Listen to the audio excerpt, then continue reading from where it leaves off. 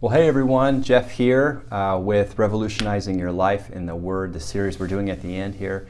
And we've just gone through the book of Philemon in the inductive study method. You can check the past emails for those different sessions. I've walked you through the very simple steps that we teach here at YWAM and train our missionaries in. Today in the next session as well, I want to discuss a question. Am I spiritual? And this is something that in some way or another we all ask this, but we really have to understand what spirituality is. And I think the Apostle Paul has the perfect answer for this, and it's through the letter to the Ephesians. So as you guys are watching this, maybe you can turn to Ephesians, take a chance to practice that first step, or the second step, pray, which is the first step, and then the second step, read the book. Take 15 minutes to read the book and then begin asking the question on spirituality.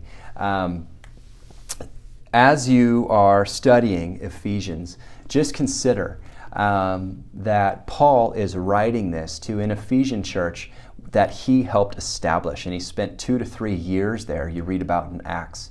And in Acts 16, you can actually see when he departs, it's so emotional that they cry over him. So he's writing to some people he's very, very dear friends with, and because of some of the cultural elements in their city, including the Temple of Artemis, which is one of the 7 ancient wonders of the world and one of the first known banks that was all centered around pagan worship, the church here has some questions like, how does Jesus fit into this polytheistic society?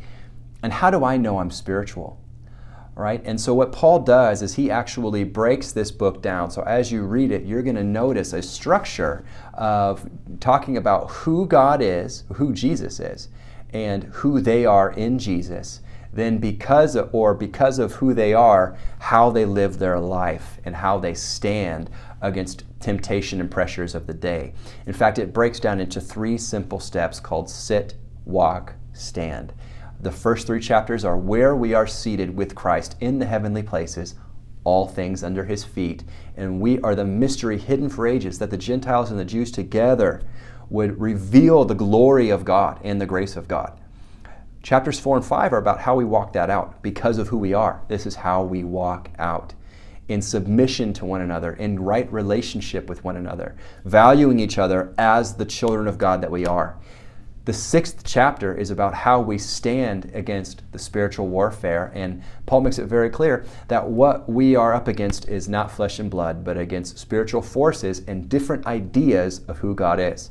So as you're reading, I encourage you, read through this book, start asking questions, start observing, know that Jesus says we're spiritual. And in the next session, we're going to go over chapter 1 with some observations that I recommend you look into. Have a great day. We'll talk to you soon.